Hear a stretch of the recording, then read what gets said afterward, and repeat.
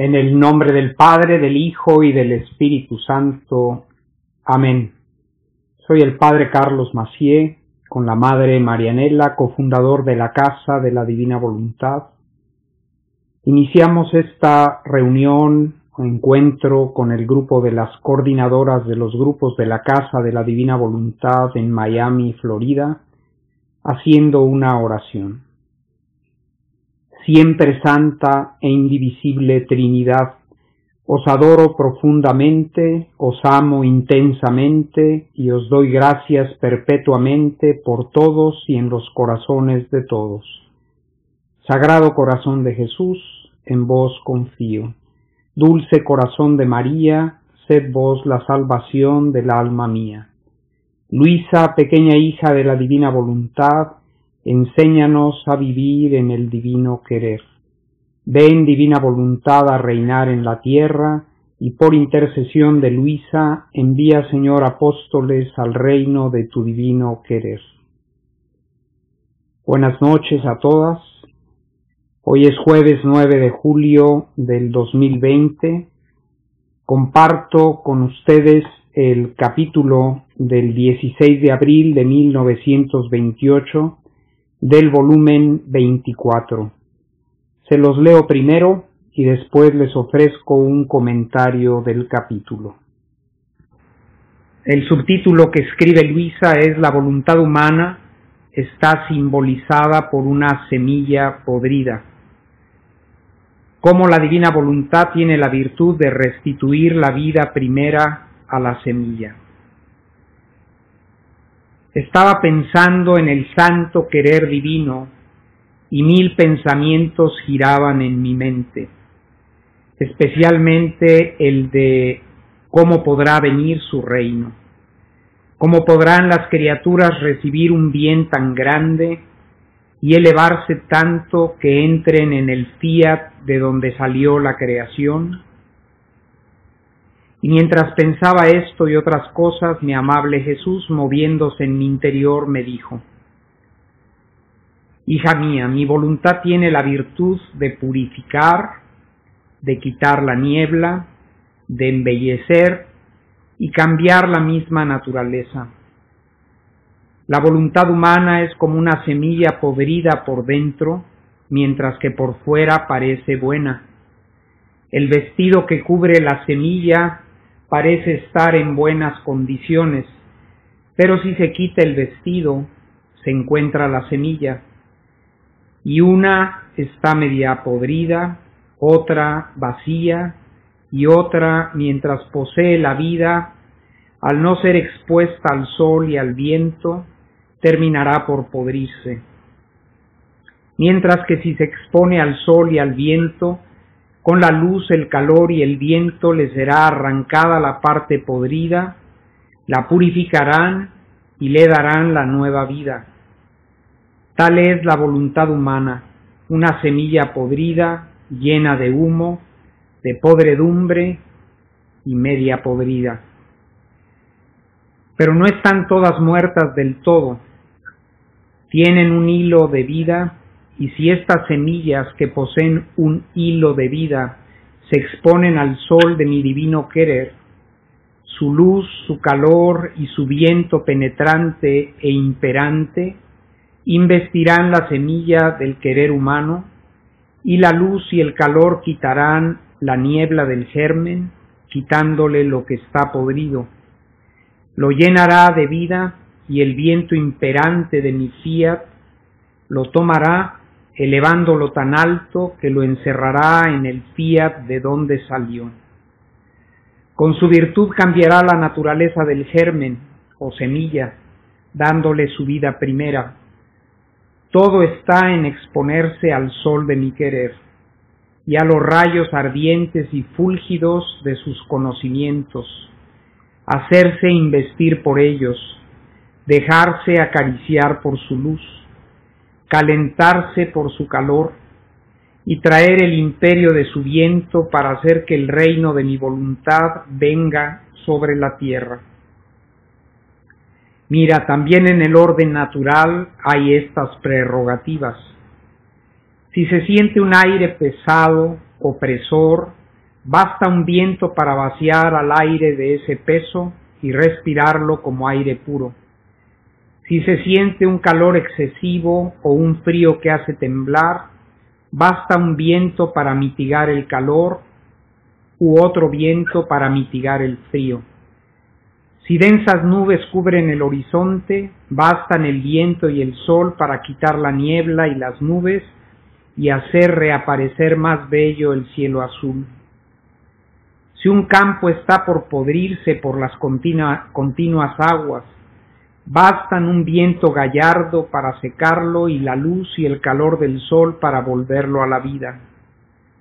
Si esto lo puede hacer la naturaleza, animada por la potencia de mi querer, mucho más se puede hacer sobre las almas que se dejen investir por mi voluntad. Ella con su calor las plasmará de nuevo, les destruirá lo podrido y alentándolas con su luz las vaciará del peso del querer humano, dándoles su naturaleza primera. Y si a Adán, cuando pecó y que corrompió la semilla de su querer, la mía no le hubiera sido retirada, la luz y el calor de mi querer se la habrían rehecho inmediatamente. Pero la justicia quiso que él sintiera los efectos de su germen, de su semilla corrompida, y por eso al retirarse mi voluntad, ya él no sintió más ni luz ni calor en su alma, para poder rehacerse y mantener incorrupto el germen de su querer. ¿No es esto quizás el reino de mi voluntad, el que ella quiera volver de nuevo en medio de las criaturas, y más que el sol quitar la corrupción al germen de ellas, para poder reinar y dominar en medio de la familia humana? Y continúa el capítulo con otra parte que no se refiere a este tema que ha tratado aquí el Señor. Así que vamos a detenernos un poco en lo que hemos leído. Y como siempre, iniciamos con esta inquietud y deseo de conocer, de saber que tiene Luisa. Son muchas las motivaciones que dan lugar a que el Señor le hable, pero en este caso son sus pensamientos que están preocupados, están ocupados en cómo será que pueda venir el reino de la divina voluntad del que tanto le habla a Luisa.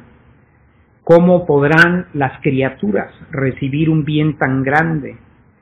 ¿Y cómo podrán elevarse a tal punto que vuelvan al fiat de donde salió toda la creación, es decir, al origen, a la finalidad, al puesto, al orden para el que fuimos creados? ¿Cómo va a ser eso? Volver al fiat de donde salimos, es decir, volver al origen, volver al principio. Esta es la gracia más grande que el Señor puede darnos, porque solo volviendo al principio puede ser reedificada, recreada nuestras vidas. Mientras no volvemos al origen, de donde partimos, de donde venimos a la existencia, de donde recibimos la vida, y nos mantenemos ahí, Dios no puede realizar la obra que quiso cumplir en nosotros. Porque la obra que Él quiso cumplir en nosotros no era realizable en cualquier circunstancia, en cualquier lugar, en cualquier estado en el que nos encontráramos, sino que por voluntad suya el hombre debía crecer en la divina voluntad, crecer en edad, en sabiduría y en gracia ante Dios y ante los hombres, en la voluntad de Dios. Esta es la finalidad de nuestra creación. Y esta es la clave para comprender todo lo que pasa en el mundo en el que hoy vivimos. Y para comprender la realidad de la historia humana en todos los tiempos. Todo lo que ha pasado, está pasando y está por pasar tiene origen en que el hombre abandonó el puesto, el orden y la finalidad de su creación. Abandonó el fiat de donde salió. Pero no lo abandoné yo personalmente, fue mi primer padre Adán el que lo hizo, y Eva. Pero como somos descendencia de ellos, participamos de la desgracia de ellos. Y así van a quedarse las cosas. El mundo se va a terminar así como estamos, todo de cabeza, todo lleno de rebelión contra Dios, de falta de humanidad, de falta de solidaridad, de caridad, de verdad, lleno de vicios, el hombre, la sociedad, los gobernantes, a veces no solo en el ámbito civil, sino también en el campo religioso, como hemos podido constatar en estos últimos años. ¿Cómo es que se ha llegado a esto? Pues hemos llegado a esto porque la voluntad, primero la de los primeros padres, abandonó la voluntad del Creador. Y como nos dice al final del capítulo, por justicia Dios dispuso retirar su voluntad divina operante del hombre, para que el hombre tomara conciencia de que su obrar tiene consecuencias. Por supuesto, el obrar nuestro no tiene la trascendencia del obrar del primer padre Adán y Eva, porque ellos eran la cabeza de la familia humana y ellos habían sido dotados al ser creados del don de la divina voluntad. Nosotros fuimos concebidos sin la gracia de Dios y manchados por el pecado de origen. Y de ahí empezamos. Y si no nos bautizamos, pues seguimos con esa privación de la gracia y de la gloria de Dios en nosotros, con todas las consecuencias que eso tiene.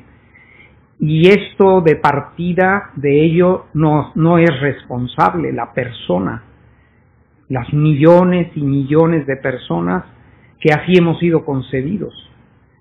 El problema empieza que eso poco que ha quedado en nosotros, que ha mantenido Dios en nosotros de nuestra naturaleza humana, de nuestra voluntad dotada de libre albedrío, inteligencia y capacidad de ser amados y de amar, ha quedado profundamente herida, y ese es el inventario con el que iniciamos todos los seres humanos nuestra existencia en la tierra. A esta desgracia viene a sanarla la gracia de Dios merecida por Cristo, con su pasión, muerte y resurrección, con su sangre, con el don de su iglesia, del bautismo, de su palabra, de su evangelio y de todo lo que Él nos recomienda. Nosotros no estamos en las condiciones de Adán y Eva inocentes, ninguno de nosotros. Desde que somos concebidos ya nacemos profundamente heridos. El Señor entonces, en el plan que tiene, no es el plan dejar al hombre en estas condiciones en las que quedamos. Así Él dispuso dejar a los primeros padres después de su pecado para que experimentaran las consecuencias de lo que habían hecho. El modo de experimentar esa consecuencia en Adán y Eva es incomprensible a nosotros, porque solo ellos habían conocido el reino de la divina voluntad operante en ellos, habían vivido en el paraíso donde Dios se paseaba con ellos. Por tanto, el dolor que ellos habrán experimentado es inconcebible a nosotros. Nosotros experimentamos otra clase de dolores, a consecuencia de que nacemos medio tarados y privados de tantos bienes que ellos poseían. Pero aún así a nosotros el Señor nos deja esos dones con los que nacemos, y si renacemos por el agua y el Espíritu Santo, pues con los nuevos dones de la gracia que nos hace hijos adoptivos de Dios. Pero nos deja con nuestro libre albedrío y poco a poco nos va dando enseñanza de cómo nuestro obrar tiene consecuencias Y así como dejó que Adán y Eva experimentaran las consecuencias de lo que habían hecho, también a nosotros en otro nivel, mucho más bajo que el de ellos, porque empezamos heridos y ellos no, a nosotros también el Señor nos deja experimentar la consecuencia del mal uso de nuestra voluntad humana, para que eso nos sirva de enseñanza, para no usarla mal más y para aprender a usarla según la voluntad de Dios. Pero con eso todavía no hemos llegado a la meta. Y entonces por eso el Señor dice a Luisa que este triste estado en que se encuentra la voluntad humana tiene distintos niveles. En la primera parte del primer párrafo. Dice, algunas están medias podridas, es decir, viven en el pecado. Otras están vacías. Estas quizás están en gracia de Dios, pero no se ocupan más que de sí mismas. Son tibias, inactivas en el bien, viven cometiendo ese pecado continuo de omisión. Y otras, las terceras, poseen la vida. Podríamos pensar que estos que poseen la vida son los que son bautizados, que están en gracia de Dios, pero que no tienen un compromiso serio por la santidad, no se ocupan de la gloria de Dios, es decir, no hay pureza en la intención de todo su obrar, que es ocuparse y hacer todo solo por amor y para la gloria de Dios. No tienen celo por la gloria de la Iglesia, que es su madre, que les ha dado esta nueva vida de gracia, y tampoco tienen amor a la cruz. Andan buscando cómo quitársela siempre, como dice San Pablo, muchas veces comportándose como enemigos de la cruz de Cristo.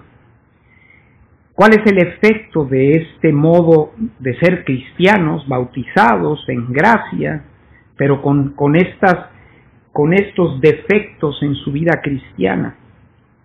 Que al no exponer su voluntad y su persona al sol y al viento, dice Jesús, estas almas terminan por podrirse.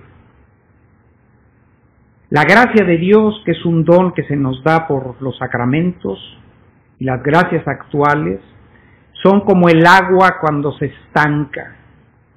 Si no está en movimiento, son como los talentos. Si lo entierras el talento que Dios te ha dado, ni siquiera tienes la prudencia, el sentido común de meter eso en el banco para que produzca algo, para darle algo al que te lo dio, pues termina por podrirse el tesoro que se nos ha confiado.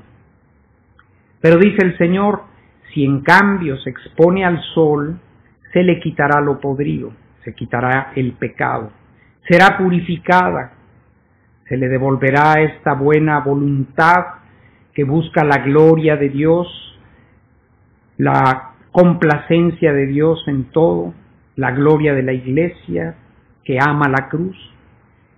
Y termina diciendo ahí en ese primer párrafo, se le dará la nueva vida, la vida de la divina voluntad. El siguiente, a continuación de eso, dice, pero no todas están muertas del todo, tienen un hilo de vida. Y sigue explicando, así que hay esperanza. Pues si se tiene fe, eso es tener un hilo de vida, tener la fe, tener la gracia de Dios. Y se está buscando al Señor de verdad, y ahora que ha llegado a nosotros el tesoro de la divina voluntad, lo acogemos con la voluntad. Nos interesamos, tenemos la voluntad de conocerlo, y tenemos la voluntad de apreciarlo, de enamorarnos de él. Entonces el divino querer hará el gran milagro. ¿Y cuál es el gran milagro que quiere hacer el divino querer? Con quienes tenían este hilo de vida, que estaban en gracia, que tenían una fe no muerta, sino operante, que estaban buscando como mejor podían al Señor, y ahora ha llegado a sus manos este gran tesoro de la divina voluntad. ¿Qué va a hacer el divino querer? Pues su luz, su calor, su viento penetrante e imperante investirán la semilla de nuestro querer humano, y la luz y el calor quitarán la niebla del germen, quitarán todo lo que esté podrido, lo llenarán de vida a ese germen o semilla que es nuestra voluntad, y el viento imperante de mi fiat, dice Jesús, lo tomará nuestra voluntad y la elevará tan alto que la encerrará en el fiat de donde salió. Así que esta es la promesa que el Señor nos hace. ¿Qué tenemos que hacer nosotros? Pues buscar al Señor, mantenernos en gracia, buscar al Señor en todo momento, obrar con pureza de corazón y sobre todo abrirle las puertas con la voluntad, con el entendimiento y con el corazón al don del divino querer. Si en esto somos perseverantes, Él hará el resto. Y dice el Señor, con su virtud cambiará la naturaleza del germen, de la semilla, dándole su vida primera. Como la semilla de la voluntad humana, en este caso, no está del todo podrida, que hay un hilo de vida en ella, hay fe, hay gracia de Dios, y libremente se expone a la acción del divino querer, este cambiará la naturaleza de esta semilla, dándole su vida primera. Todo está, dice Jesús, en exponerse al sol de mi querer y a los rayos ardientes y fúlgidos de sus conocimientos.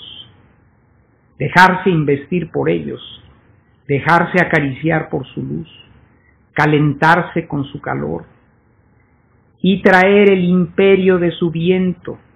Hay que llamar el imperio del viento del divino querer para que el reino de mi voluntad venga sobre la tierra. Es decir, hay que estar continuamente llamando a la divina voluntad a que venga a reinar sobre la tierra.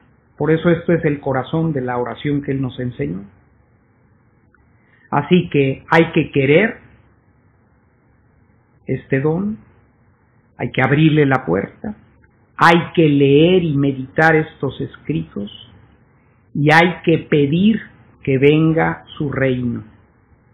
Que venga su reino a cada uno de nuestros actos y que venga su reino paseando por todas las obras de Dios, que es el paseo del alma, los giros en la divina voluntad, llamando a la voluntad divina para que venga a reinar, no solo cuando rezamos los giros, sino en todo lo que hacemos, que todo lo que hacemos sea una llamada para que venga la divina voluntad a reinar sobre la tierra.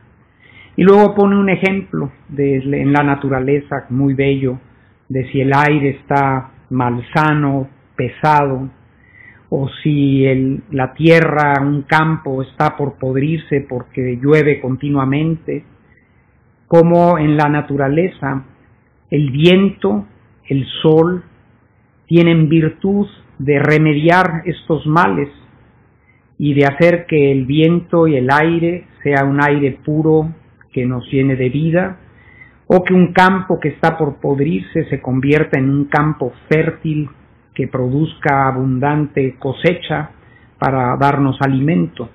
Dice, si esto lo puede hacer la naturaleza, animada por la potencia de mi querer, mucho más se puede hacer el divino querer en las almas que se dejan investir, que se dejan invadir por la voluntad divina.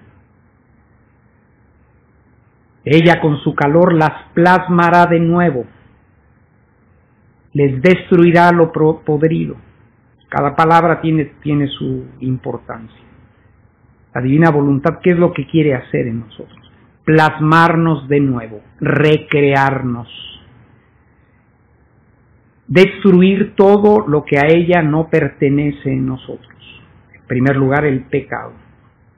Luego, alentarnos, iluminarnos con su luz, purificarnos, hacernos llenos de virtud que esta luz posee, vaciarnos por esa virtud del peso del querer humano y devolvernos nuestra naturaleza original. Por supuesto, ya no la naturaleza original de Adán, sino la naturaleza del nuevo Adán, en el que ha reinado y reina la divina voluntad absolutamente, o en María Santísima. Esto es lo que nos quiere dar el Señor. Ya ha llegado el tiempo, esta es la culminación de su obra. Por eso quienes piensen que se va el mundo a acabar, por supuesto se va a acabar este mundito que el querer humano ha construido, no quedará piedra sobre piedra, como dijo el Señor del templo de Jerusalén. De todo esto que vemos, dentro de no mucho, no quedará piedra sobre piedra. Todo cuanto ha sido construido por pura voluntad humana, no para la gloria de Dios, no por amor a Dios, no con pureza de corazón, todo eso será barrido por estos vientos de los que el Señor anuncia su voluntad, soplará sobre la tierra. Y ya empezaron los soplidos. Y termina el capítulo, esta parte del capítulo, diciéndonos algo muy bello. Si Adán, cuando pecó y que corrompió la semilla de su querer, la mía no le hubiera sido retirada, la luz y el calor de mi querer se habrían rehecho inmediatamente, porque no pueden convivir la voluntad divina y el pecado. Pero la justicia, dice Jesús, quiso que él sintiera, como explicábamos al principio, los efectos en su semilla, en su voluntad corrompida ahora. Y al retirarse la voluntad divina de él, no sintió más la luz ni el calor en su alma que el sol de la divina voluntad producía, y no pudo rehacerse y mantenerse incorrupto. Y termina el Señor diciendo, el que yo quiera rehacer esto de nuevo en el hombre, devolverle esta virtud, plasmar de nuevo al hombre, purificarlo de todo lo que está podrido, alentarlo con mi luz, calentarlo con mi calor y devolverle su naturaleza primera. ¿No es esto quizás el reino de mi voluntad? Que la divina voluntad nos esté claramente, abiertamente, declaradamente, manifestando qué es lo que quiere hacer. Y que más que un sol quiere quitar la corrupción del germen, de la semilla de las voluntades humanas, para poder reinar y dominar en medio de la familia humana.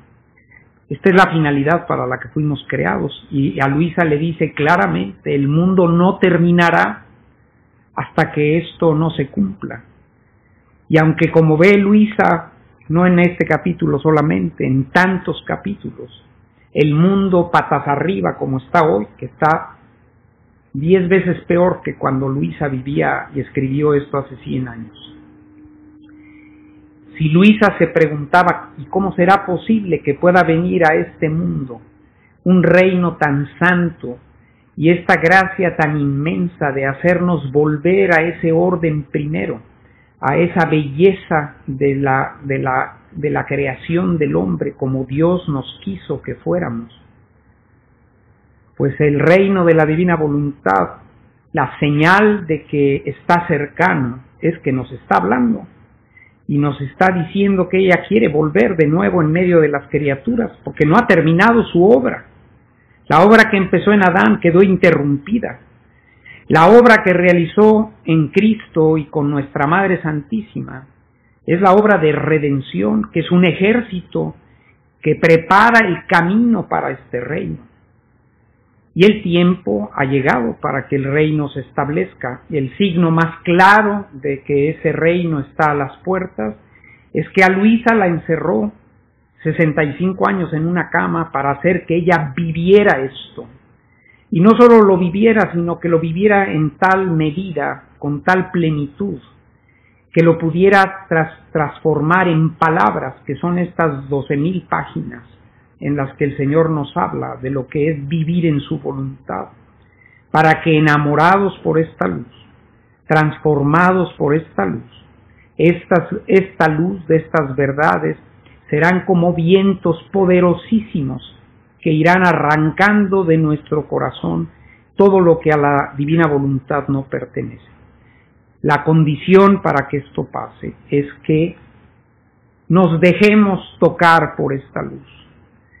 Y nos dejamos tocar por esta luz si libremente nos acercamos a estas verdades, a estas fuentes de vida divina, que son estas verdades de la divina voluntad, y luego rumiamos, masticamos hasta sacar poquito a poco toda la esencia que cada uno de estos capítulos contienen. De esta manera, poco a poco, esta nueva vida irá alejando de nosotros la niebla, cualquier forma de putrefacción que haya en nuestras almas, de endurecimiento, de tibieza, y irá encerrando en nosotros la virtud generativa del reino de la divina voluntad en nuestras almas. Además, con nosotros el Señor está haciendo algo especial, porque nos está dando esto no después de haber purificado la tierra, que ocurrirá próximamente, no sabemos ni el día ni la hora, ni el ritmo, ni los modos como el Señor lo va a hacer. La Escritura nos habla de todo este final de los tiempos en el que ya estamos, pero no sabemos su extensión ni cómo se va a realizar todo esto. Al terminar todo eso, la humanidad habrá sido pasada por el fuego y quedará en muchas mejores condiciones para acoger este regalo. Pero a nosotros nos ha tocado vivir a caballo entre este tiempo, en el que todavía lo que parece que va a triunfar es el mal en el mundo, y queda por manifestarse el anticristo y suprimirse el sacrificio perpetuo y destruirse a la iglesia, o pretender destruirla, porque la iglesia prevalecerá sobre todo esto, ¿no? A nosotros nos toca vivir estos tiempos, y quizás, si nos da vida larga el Señor, quizás ver los tiempos después de que toda esta gran purificación haya pasado. Pero a nosotros ya se nos da la oportunidad de poder empezar a vivir esto desde ahora, y así acelerar la venida del reino de la divina voluntad a la tierra. Me preguntaban, una pregunta que me hicieron llegar, que si este hilo de vida del que ha hablado este capítulo se refiere al germen de la divina voluntad que fue plasmado en nuestra alma cuando fuimos creados. No, porque ese hilo de vida, si fuera así, que es esta presencia creadora de la divina voluntad en nosotros, esa presencia creadora está en el universo todo, y está en todos los hombres, pasados, presentes y futuros, creyentes o no creyentes. Por lo tanto, no es ese germen lo tiene toda criatura. Sin ese germen de vida creadora o creante de la divina voluntad, si esto lo retirara Dios, dejábamos de existir. Así que no es el germen de la divina voluntad ese que está en nuestra alma porque tenemos alma, que está en nuestro cuerpo porque tenemos un cuerpo. Eso es el orden de la creación. Acá se refiere o al orden de la gracia, y que el alma ha nacido de nuevo y ha sido eliminado el pecado de origen de ella, y ha sido infundida la gracia santificante, y están las virtudes de la fe, de la esperanza y la caridad. Pero podemos tener esto y estar de tal manera tibios y fríos que es como si estuviéramos podridos. es decir, como si no tuviéramos ese hilo de vida. Cuando habla aquí el Señor de que hay hilo de vida en el alma, es no solo que somos criaturas que existimos, no solo que somos cristianos que hemos sido bautizados y que tenemos la vida cristiana, el sello que imprimió el bautismo, el carácter que escribió el bautismo en nosotros, sino que en nosotros la gracia de Dios está activa. No vivimos la santidad perfecta, no vivimos llenos de celo por la gloria de Dios, no vivimos buscando amantes de la cruz y de la gloria de la Iglesia y cooperando en su misión evangelizadora. Pero tenemos la vida cristiana, no está muerta. Quienes tienen este hilo de vida y tienen el deseo, una vez que conocen este tesoro de la divina voluntad, tienen el deseo de adherirse a él, tienen el deseo de ser expuestos a su luz y a su calor, a su viento, y empiezan a llamar el reino de la divina voluntad a que venga a ellos y a la humanidad entera. Entonces, estos son los que caben en esta expresión que usa el Señor, que tienen un hilo de vida. Es decir, no están muertos, tienen vida, pero no la vida en plenitud. Y esta luz del divino querer viene a darnos una gran ayuda para que esa vida medio marchita que tenemos, pero vida, pueda reactivarse y conociendo el don de la divina voluntad, lo deseemos, lo queramos, lo busquemos, lo comprendamos, nos enamoremos de él. En quienes esto tienen, eso es un hilo de vida, el Señor puede hacer el milagro. Es como el tema de la sal, de la que habla el Evangelio. La sal es la que mantiene incorrupta la carne que no estaba corrupta. La sal no le quita la corrupción a una carne podrida. La sal sirve para que la carne que está viva, por decirlo así, que no se ha corrompido, que está todavía íntegra en sus cualidades para ser alimento, esa carne que está todavía, que es capaz de comunicar las virtudes que todavía hay en ella, aunque ya no esté formando parte de ese animalito del que fue tomada, o en el campo de los vegetales, cuando esa verdura, aunque ya se haya sido cortada, todavía está íntegra porque la mantenemos en el refrigerador.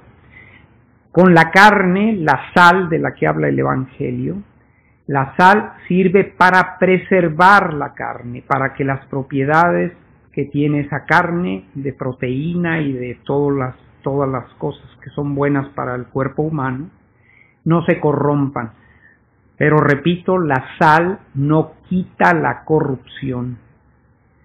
Aquí a esto se refiere. Las que tienen un hilo de vida son como esa carne en buen estado, que tú la salas para que no se corrompa. Hoy, además de salar, tenemos un congelador donde podemos congelar y la carne se mantiene íntegra o más o menos íntegra en sus cualidades para poder comunicar alimento a los seres humanos que la consumen. No sé si esto responde a esa pregunta. Y si tienen alguna otra, pues pueden hacerla. Ahora, la bendición. El Señor esté con ustedes, con tu espíritu. La bendición de Dios Todopoderoso, Padre, Hijo y Espíritu Santo, descienda sobre ustedes y sus familias y les acompañe siempre. Unidos siempre en la divina voluntad. Y hasta la próxima.